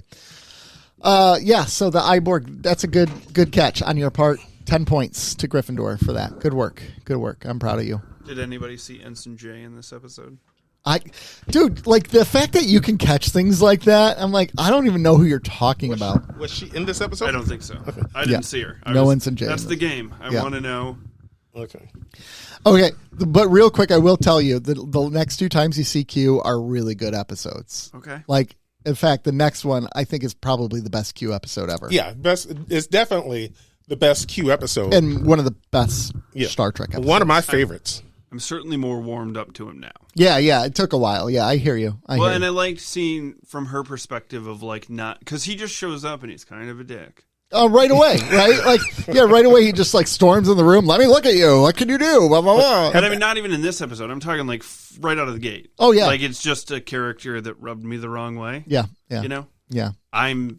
What's his character trait? He's a prick. Me to your audience. Have we seen the Robin Hood character yet? Have you seen the Robin Hood character episode? Okay. Yeah. Like I said, as we progress, I'm like, okay, I understand the purpose, but there is like a moment where I'm like, oh no, this is the episode because I know that you're next week, and then I'll be back for what I believe is an episode about cats. Cats. A fistful of datas. Oh. Yeah, because Rascals is next week. Oh. Rascals. I I'll like be Rascals. curious to think what you think about Rascals. I liked Rascals. I liked but Rascals too. It's not a loved episode of Star Trek. Really? It's not. So, okay, going back to True Q, here's a couple things that I want to focus on. First of all, you have Amanda. Given this, like, nearly, to me, this is an impossible choice in some sense. Give up all you have ever known as a human, or have everything that you never knew you wanted for the rest of your life, right? Like, there's that. But then on top of that, the impossible choice is like, if you don't accept this choice, we will kill you. Basically, like, they're basically forcing her hand until he changes his mind later on, and it just blows my mind. Like this idea of you can either have unlimited power and do whatever you want whenever you want, or else I kill you. Like, it's just a weird choice. It's a weird choice. I thought it was weird that she was kind of put into a position of having to make a choice because she's a Q. So I just felt like it's like how you said, where it's like they can do anything. It's like, why couldn't she just scram? Yeah, why couldn't she just blip Q right out of there? Like, therein lies the problem with Q episodes, right? It's, you got to constrain it to storytelling, but they're omnipotent beings who exist outside of our understanding of space and time. So, like, what do you do with that? Like you said. So what? Oh, that's what I was going to go to. The conversation she was having with Crusher when she was trying to decide what to do. She's like, if you can have whatever you wanted, because this was right after she saw her parents, right? right. What would you do? And Crusher's like, I would help people, right? And then she's like, you wouldn't bring your husband back? And like her response of, I don't know if I would. I would have liked to explore that more. That was the point in the episode Right. where I was like, this is far more interesting. This is the story. where I think they're going. Yeah. Like, what does it look like for her to bring her parents back? What would Crusher, and it almost comes off as insensitive when Crusher says it. No, I'd leave my husband dead. But there's something to be said. When things happen, things happen. Things aren't always meant to happen, but when things happen, we can find purpose and meaning out of it. And Crusher's life wouldn't have been the same. Amanda's life wouldn't have been the same. You know, she might have found out she was a Q much earlier because of her parents. Maybe they changed their mind, you know? I don't know. It would have been a really interesting dynamic to explore that more. Yeah. And they just kind of glossed past it. They did. And is it because that's just too deep, a heart of a subject to cover? I mean, you're already 35 minutes into the episode at that point. Yeah. I think so. I mean, I think they pivoted. Yeah. I don't know. What would you do? You're in that situation. You're a Q. And they say you can have whatever you want. What do you do? Right? If I was in a situation like either of them, I don't think I would have had the willpower not to bring back my spouse, not to bring back my parents. Mm-hmm. Mm-hmm. Yeah. I mean, yeah, right. Like, and rewrite history a little bit. Or maybe I would have as a wonderful world. I'd say, okay, let's see what this looks like, and if it doesn't work, okay, we'll revert back. Like the inner light. We're going to live out an inner light. We're going to live out a whole life with what would happen if this didn't happen, because I'm an infinite being and I can do that. But I think about that stuff, right? Like, I think about, like, Sean, in your life, would Henry be here? Right. If all those things wouldn't happen, would Ashley be here? Right. And are you willing to let go of those things, or risk the chance of letting go of those things to bring this one thing back? Right. And that's an impossible decision. Right. So, like, in a way, I'd be like, I don't want these powers because I don't want to even have to think about it. I don't want it to even be a consideration. But then in rejecting those powers, you're like, I rejected the opportunity to bring that back. So in a way, you've made a decision. By not doing anything, you made a decision. I don't know. It's crazy. Yeah, it would have all been for her. I think it would have been interesting for me as the viewer if she had been like, no, I just don't want the power, and cued the powers out of her. Yeah. But then that planet would have died, and then I would have felt bad about that. Well, and here was another interesting story that could have been told. She was raised as a human. She has something the Q continuum doesn't have: empathy. what can she do with those powers for the Q Continuum? What could she teach the Q Continuum? Because she has something they don't have. Like, in a way, that could have been an interesting storyline. Like Q showing up and being like, for some reason, the Q think you'd be useful because you've learned from the humans. And, like, I'm supposed to convince you to come back to teach it. That could have been a really cool storyline, They too. kind of hinted at that because one thing she asked him was like, do you use your powers to help people? And he kind of scoffed at it. He's like, we can do whatever we want. Why would we? But again, if you're infinite and you exist outside of time, you probably become a little bit detached from emotion, right? Like earlier, our conversation about funerals. You've gone to so many of them that you don't really care about death anymore, right? For a Q. You've seen civilizations rise and fall and all these things. Well, what's the big deal? It's just the cycle of it. So they're detached from it, but Amanda's not. She can do some incredible things. She saves a planet. She puts Riker in a top hat to bone him, and he says no. Did you notice that when Riker first met her, he kind of gave us like, oh, what do we have Oh, here? he wanted her too. And, She's a pretty lady. She's a pretty lady. for just a second, he was like, hey, what's her up? name? Olivia Diabo. Olivia Diabo. Like, Yeah. how you doing? Yeah, That's known for the Wonder Years. was she in the Wonder Years? She's Kevin's sister. I knew she was in something. I didn't. Oh I my didn't remember gosh! what it I was. was wondering where I recognized her from. Well, I'm glad because I was going to send you guys a picture of the parent from the dad from that show and be like, this guy's going to beat Riker's ass, and that joke would have gone over your heads. You're right. She's Karen. It would have. And if you seen her picture, I'd have said, that's the dad from Wonder Years. What's got to Like, do with it's anything? clear as day now. I'm looking at her. I'm like, yeah, of course that's Karen. See, that's where I struggle sometimes, where you find this ensign and you're like, oh, I see her in every episode. Like, I just, mean, I didn't see the ensign in every episode. Here's what happened. I did not listen to I listened to last week's show up until the point that you guys talked about the episode. yeah. I was watching Schisms, and I was like, this woman is like hardcore leaning into And Picard. we talked about that. Okay? Hardcore. Like, she was very familiar. She was looking around. And you've seen movies where, like, there's an extra in the background Yeah. that's doing too much. Yep. And it's distracting. And She was distracting to me. And I asked him, I said, is that like his date? And here's the thing. I've seen that episode a million times. I never remember seeing her in that Okay, before. that's crazy. Mm-hmm. So It's then weird how it works that way. I Googled, instead of asking you guys about it, I was like, what is up with the blue chick next to the lady in blue next to Picard in such and such? And it pulled up a Reddit thread. And that Reddit thread, someone asked basically the exact same question. And it turns out that she has been in 63 episodes. Oh my gosh. She's been in 3 of the movies. Who is she? Who is this Her woman? name, Riker, supposedly it was a joke on set that they gave her a name, Ensign J, Yeah. because she was in so many episodes. And if you go to like Memory Alpha or whatever, Yeah. there's photos of her from different episodes, like timestamps of when she was in the episodes. And so I counted, it's 63 episodes, okay? So I wanted to propose, and I did this in the thread, I proposed the game of like basically we each get a point if you find Ensign J in an episode. I'm down for it. I am down for that because I'm even just looking through image clips, and you're right. Like, she's in so many different things. Holy crap! She's in Generations. Ensign J, Star Trek Generations. Okay. And I mean, she, like, to be a background character in 63 episodes, put some respect on her name. There is some truth to that. I'm down. So now she is my Where's Waldo while I'm All right, I'm in for this game. I'm going to start playing this game. And I will admit that there was a point in the episode that I think I would have missed in True Q if I hadn't been trying to look for Ensign J. Because when they're in like Riker almost, something falls and she like moves it and saves Riker. And so I thought we were going to go into a, because this was early on in the episode, like Riker's in there checking something out. She's talking to Geordi, I think at the time. I don't know. I wasn't paying attention because I was looking for Jay.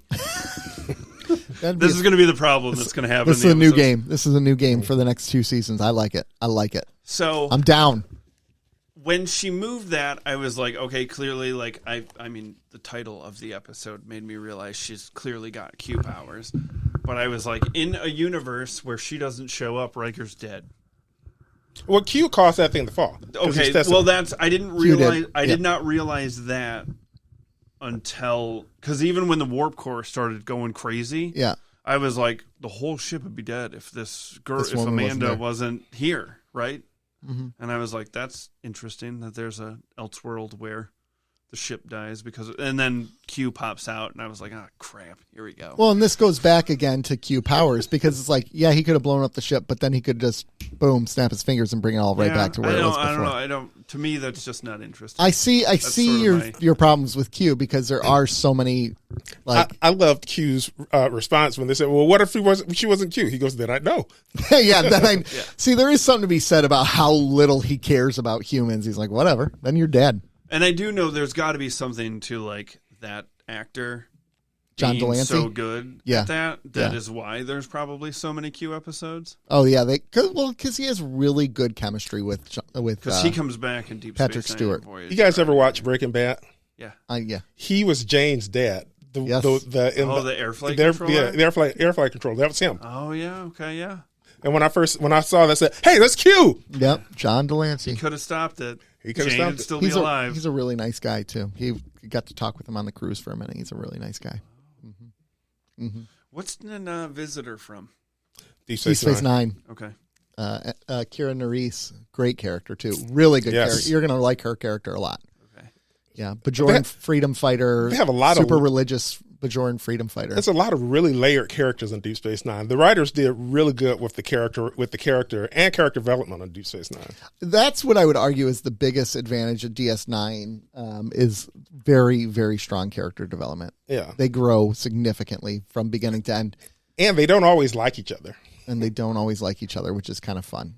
And it's also kind of like against the Roddenberry vision where everyone would get along. Not everyone gets along all the time, but I kind of liked it.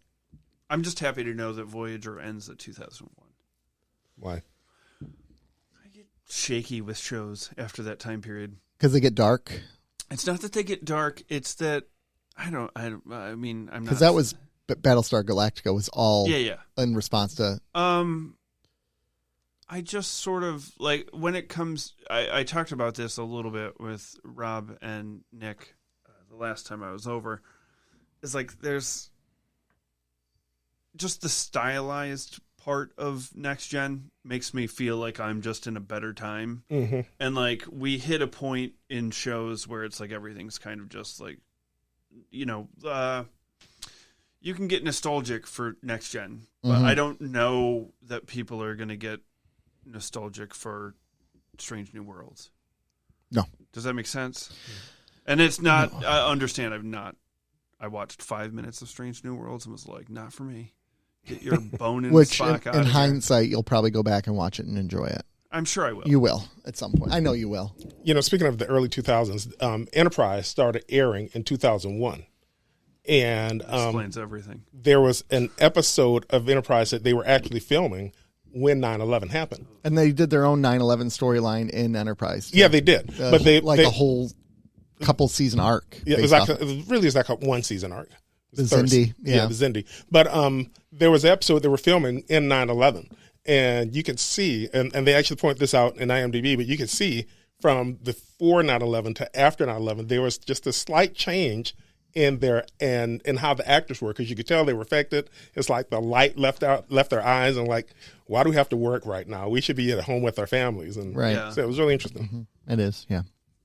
But you're right about that with a lot of media. But I think that's also a reflection on the psyche of the writing. Like I think it is darker. It's more nihilistic. I'm talking too from just like a production standpoint of Yeah. like the look of the ships. Like that's a little bit of my trepidation when it comes to New Trek. It's like I'm not like too shiny and cute and pretty. Yeah. Well, that's a nice thing you got going for DS9. It's shit. The whole the ship they're on, the station, it's shitty. It's falling apart. It's like they're struggling with it the whole time. It's pretty great, actually. Until they get to Defiant. Yeah. Nice shiny toy. Well, because it's like, okay, so there was an episode. It was Schisms. Yeah. like the blue barber. Yeah, the bullion. Like clearly you can see the zipper. Yeah. You know what I mean? Yeah. Like I don't know. There's something to that. And that's actually a problem that Bill and Rob talked about with Starfleet Academy, and because I've been catching up now, and they just had a Klingon episode with Starfleet Academy. And the great thing about Klingons in TNG is they're kind of dirty and grimy. Their teeth are bad. Yep. Like they look real, right? And then the Klingons in Starfleet Academy are pretty. Like they're smooth. They have perfect teeth. They like, I don't know. It's just couple Well, things. I can see this with this Klingon though, because he's very different from most Klingons. that one, but even his family was like that. Oh yeah, you're right. Two things. Mm-hmm. Number one, the rabbit hole I fell down of fan fiction written about those two Klingon sisters. Yikes. Yeah. The Dura sisters. Lursa and was it Batur? Yeah. You see them in And the- Star and the, Star the- Trek Generations. In that episode, Picard, hats off to him for remaining eye contact. Yeah, man. Yeah, man. Those Klingon boobs were right in his face. Cleavage. He's a gentleman. Those Klingon ladies Secondly- are stacked. Say Klingon. Uh-huh. Say Klingon. Klingon. Klingon. Klingon. I say Klingon. Okay, is that right? Because It's I don't. Klingon. Okay, But- so why do you say Klingon? Because I pronounce Klingon, because I Klingon? pronounce everything wrong. Okay. I say Klingon. Okay. Klingon. I thought it was Klingon. Do you say Klingon Klingon. with the G? Yeah. Is there he a G? He doesn't say it with the I say G. Klingon. Klingon. Yeah. I just say it G's wrong. really soft. It's and, super and So soft. when I listen to the show, I don't know if I'm pronouncing it You're wrong. pronouncing it right. It's Klingon. It's like the G in longevity. Why do we say it twice? Oh. Oh. I just saw that on the internet. It's like, they're right. We say that there's one G in longevity. My world is Most ruined. people say it twice. My world is ruined. My world is ruined. So that's not a knock on the way that you say it. just No, I hear wanted to you. make You want to that make I sure you're was- pronouncing it right. No, I got called out in Star Trek or Star Trek Jeopardy for that. They're like, Of course you did. yeah, and I'm like, did. I know I pronounce it wrong. It's just the way I pronounce things. I pronounce things weird. The Klingons. Question: Sure. Riker never resists a woman. He resists this woman. What? That doesn't. I mean, I guess Because- it tracks. He does have good. Because he knew that this was a weird situation and that she was, that She was exploring her Yeah. Q powers. and he didn't want to take advantage of that, although she was clearly trying to take advantage of him. Plus, I mean, she's an intern. She's pretty young, right? Yeah, but He's she's in a position of power. Come okay. on, man. Okay. That stopped him before. Okay, but you're right. I guess you're right. I mean, that just surprises me. He resists her, but man, that girl, she was eye banging him that whole time in 10-4, was she not? Yes, she was. Holy cow! And she's having a dinner with Crusher and Deanna, and she's like, "I'm not paying attention because I am this guy. I'm gonna make babies with him, Q babies."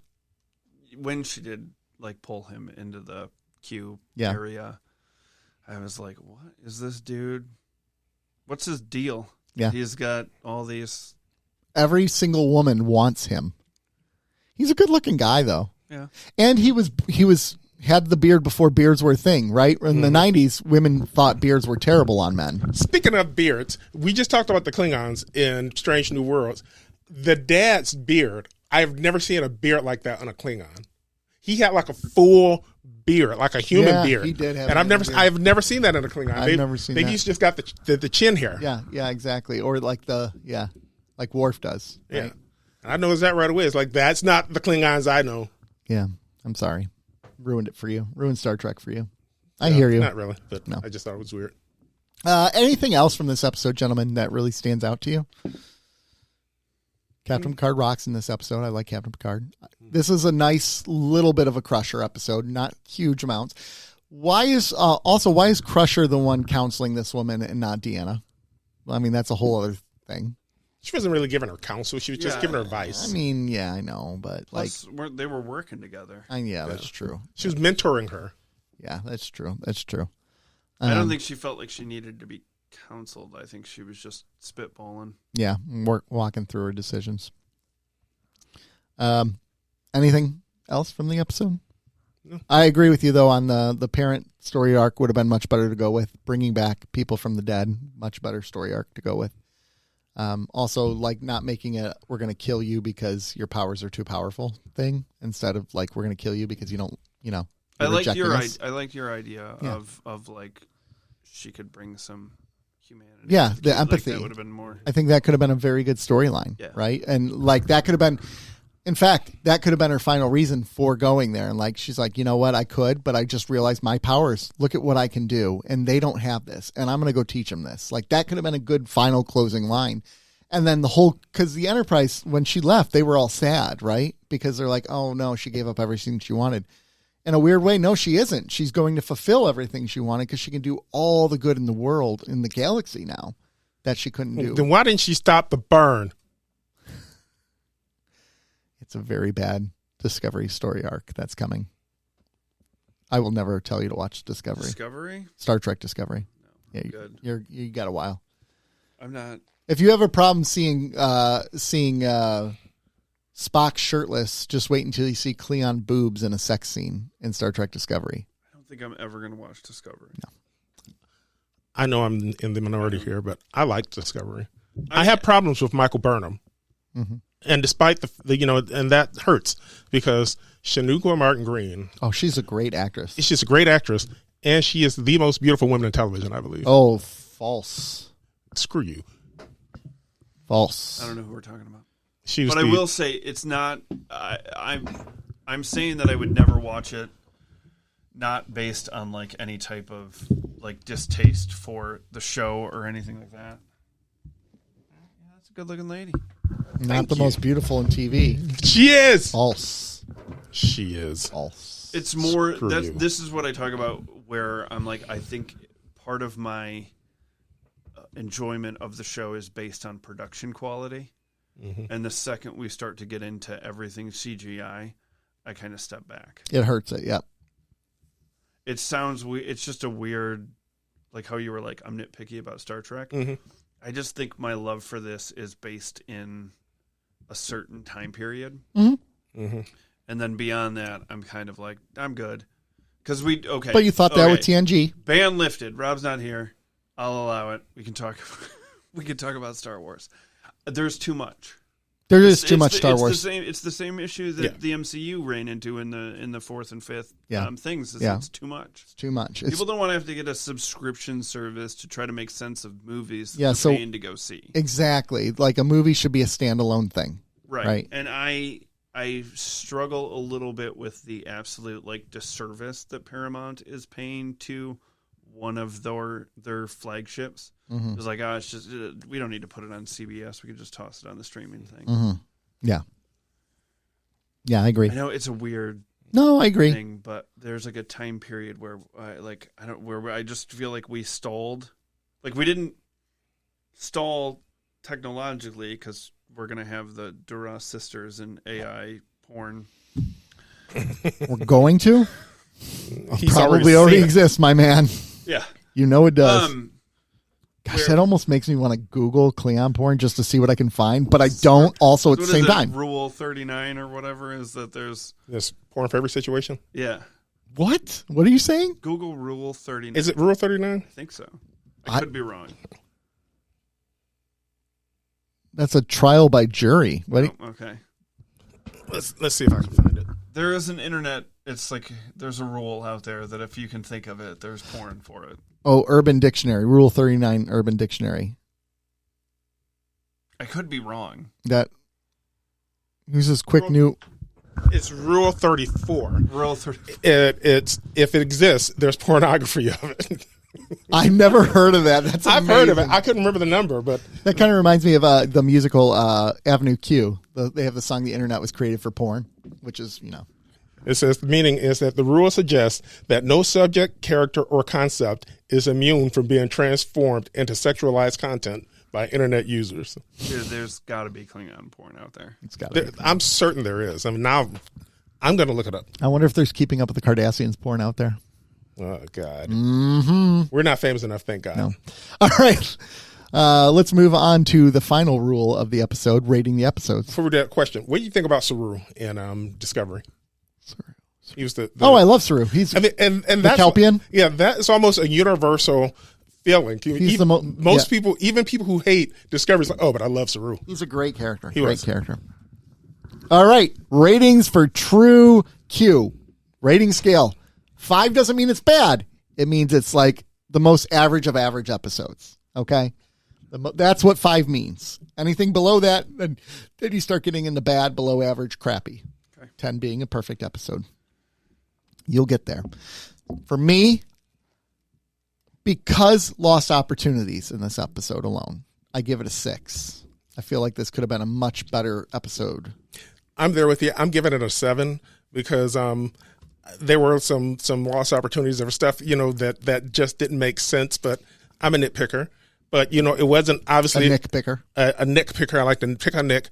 It wasn't like a great episode, but it wasn't a horrible one either. Yep. So it was like, it was better than average. Yep. So I say it was a 7. Okay.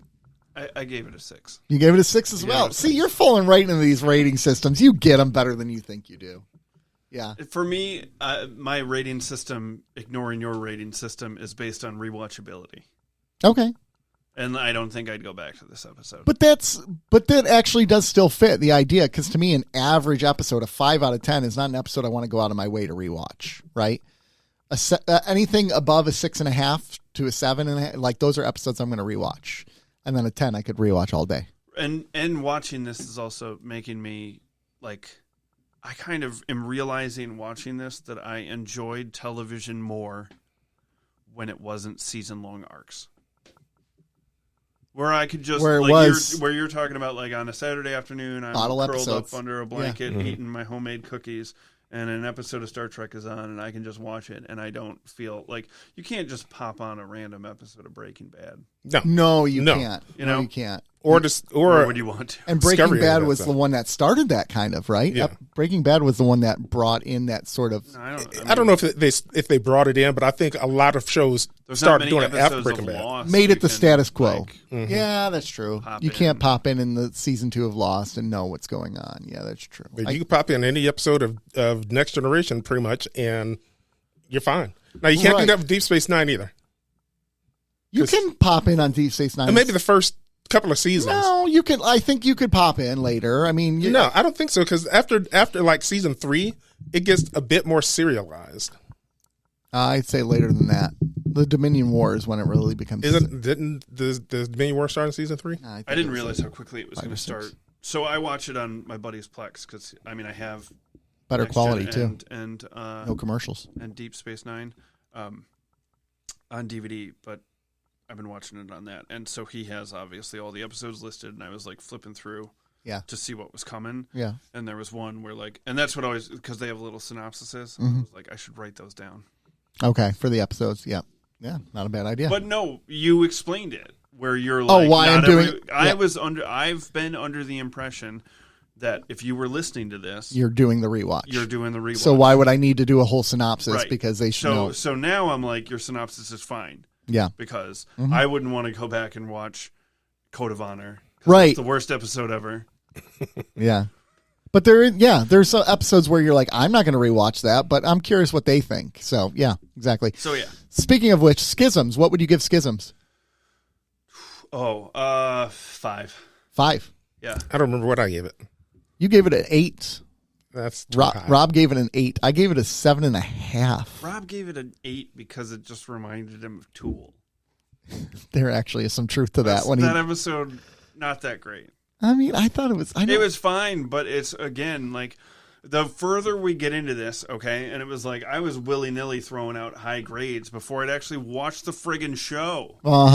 Right. You know what I mean? Now you're watching it, and I'm like, oh yeah, my scale is way off. But the way we do it, though, too, is like a 10 in season 6 of TNG might not be equal to a 10 in season 2 of TNG. Right? Yeah, that makes sense. Like, and like if I go back, because that's one of the things we were going to do originally when Joe was still on the podcast before he left, is once we got done with TNG, we were going to go pick our favorite episodes that we've watched and rewatch them again and be like, do you still give them this rating or not? And that would have been interesting to do. We can still do that. Oh, yeah, we will absolutely do that. But what was before that? Let's fill in my bracket. Man of the People. I told you. It gets a 10 for 2 reasons. It does not. It gets like a 7. You give that one a get 7? I found the episode so problematic. I think I gave it a 4. You gave it a 4. I gave it a 3. Problematic. Yeah, man. Deanna Troi basically gets mind essays. Okay, yeah. No, she does. Yeah, sure. And she does. like every couple of seasons. But I also had a problem, and we mentioned this on the episode. The writing was just so lazy in this episode. It was a lot of lazy writing. Okay, 6. It was not a great episode. I love how easy it is to change your race. Okay, fine. Man, Because I don't think, I don't think that I'm going to go back and rewatch that episode. yeah. Yeah. The thumbnail is enough.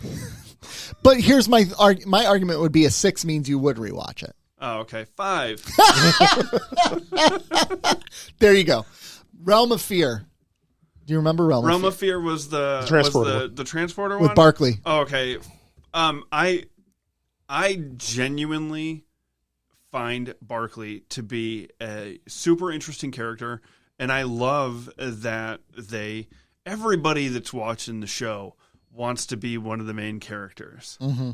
But chances are good that most of us would be Barkley, That is so unfortunately true. We would be. right? Yeah. And so I sort of loved, I am terrified of flying. Yeah. Okay. We'll do it if I have to, but do not like flying. So I really connected with the transporter. No, you're not discombobulating me and Well, and I could get and you it where, die. Each time you go out of the transporter, you die. They That's a theory. They pull. No, I was it about pulls to your. say. Think about it. The whole point of a transporter is it pulls your matter apart, separates you, and then recombines you somewhere else. So every time you're recombined, you're basically a new person. Are you not? I think you are. And that's the theory that's been on the where internet for forever. This is where I don't read into stuff this much because I'm just like, oh, they got teleported. Cool. All right. But anyways, you like this episode. I did like that episode because and again, we're Barkley. this is when shows start to get into we've got 4 seasons to tell a finite story where you lose the Reg Barkleys Yes. because it doesn't fit. So here's this episode for your everyman that's like, yeah, I'd probably be fucking scared of the transporter too, man. Yeah. You know, and I, you see it and every time I watch it. I'm like, damn, everybody on that ship is so friggin' smart. Mm-hmm. As they're whipping out the terms and doing their things, and it's I at my job am oh, dude, I'm constantly questioning stuff and my abilities and can I do? So this? you're Barkley, yeah. Yeah, I'm Barkley. Yeah. I don't think Barkley's Do actually. you have a Deanna Troy at your office?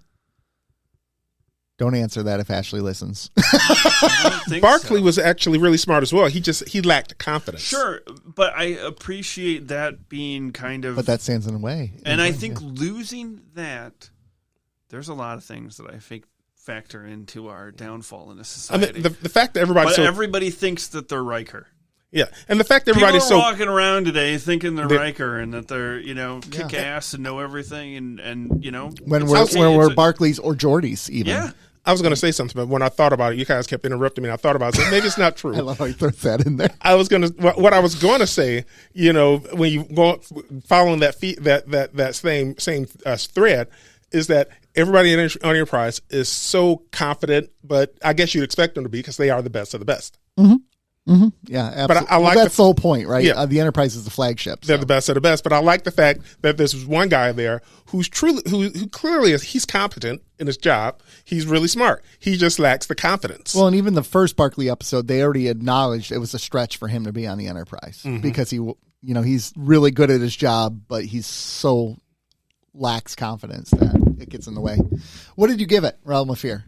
We'll go 7. Okay, all right. Bill gave it a 7. Rob 5.5. I gave it a 6.5. Okay. Times Arrow. Now I really liked. here's my question: can you rank the ones separately, or do you rank them as one total score? I think I'd rank them as a total score. Okay. I watched them back to back. Yeah. So for me, it was one long episode. Okay. I have a question though. Yeah. Was Mark Twain racist? He was. Okay. So him being best friends with Guinan is a little weird, right? Yeah, he was super racist. Was he? I mean, he's a product of his time. Now, can you operate? Where does alternate realities fit into this? I mean, are we rocking so is Star Trek an extension of it's our future, right? Until right about somewhere in near future, there would be Divergence starts actually in DS9, which is kind of interesting. There's an episode about sanctuary cities in DS9 in the 90s. Wow. Crazy. Actually, that episode took place in 2023. 2023, the Bell Riots of Yeah, because 2023. on that day, I made it a point to watch those episodes on that day. So we start to have the divergence in the 90s and in the 2000s. Then at some point, 2030s, 2040s, World War III happens. Okay. And I would say the divergence happened in the 1990s when Khan was when he was banished. Because that whole eugenics war was supposed to be in the 1990s. Yeah, but time's kind of mixed up a little bit, right? But you're right. It should technically be the 90s. So somewhere in the 90s, there's a divergence. Yeah. I consider all this stuff a parallel universe. I get comfort in that, knowing that, at least in my head, all this stuff really happens. Because I could say maybe in that parallel universe, Mark Twain isn't a racist. No, he is a racist. By the way, that's the only way I can enjoy Discovery. I've shared this with him. The only way I can enjoy Discovery is that in my head, it happens in a different universe. It's not the same universe that the original Star Trek Kirk was in and all. Yeah. It's like, and once I do that, it's like, okay, Spock has a sister. I appreciate that coming from comics. I appreciate that level of because there's often stuff that happens where I'm like, well, that's not my headcanon. Exactly. And I can move forward and be just fine with that. it. Yeah. Yeah. And that's exactly what I do. You know what? My headcanon, different universe, doesn't matter. Yeah. So we do need to wrap up here, but real quick, what was your Time Zero scores? I genuinely 9? 9? I don't know, maybe a 10. Okay. I you really enjoyed that one. So I've really grown to love Guinan. Guinan is great. And again, that goes with your whole thing about if we're shorter seasons, we're not getting characters like Guinan. Right. And I loved the hint in the first episode where she's like, it's coming full circle. And I was like, oh, I love timey-wimey stuff. And she knows it. She knows what's going to happen, but she has to keep her mouth shut. Oh. The Doctor Who fan in me was like, this is... That's I'm right. all You're a Doctor for Who this. guy. I forgot about that. Yay. And then one last ranking, Inner Light. Can I re-rank that after rewatching? Yes. We'll come back to it. Because I would have legitimately 40 minutes of that 44 episode, I would have been like 5. So Fistful of Datas, then we'll come back and re-review that for 2 weeks from now when you're back. In the meantime, I forgot to give Rob's rating for True Q. Rob gave 6.5 to True Q. But with that said, let's wrap up, gentlemen. Anytime Sean's on, hour 45. Sorry. Like clockwork. I know. No, actually, and that's how... And I didn't even talk about Spider-Man Noir. We're going to talk...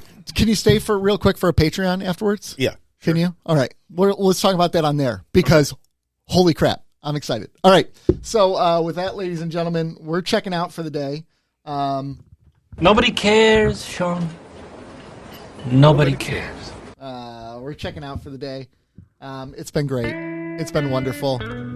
We hope you all enjoyed this Rob-less episode of Keeping Up with the Cardassians. Rob will be back. He's raised from the dead. If Rob Thomas dies next week, it was not us. All right? That would suck. I love Rob Thomas. I know. He's so smooth. Yeah. I see what you did there.